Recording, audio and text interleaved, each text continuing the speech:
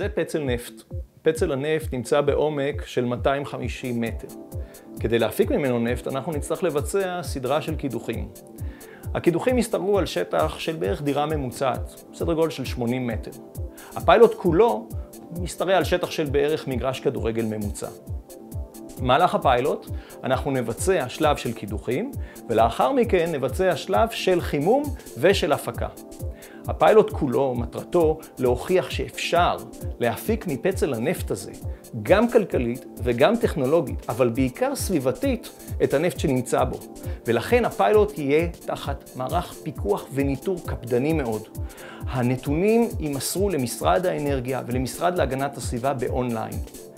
בתום הפיילוט, אנחנו למעשה נחזיר את המצב לקדמותו ונשיב את מצבו החקלאי.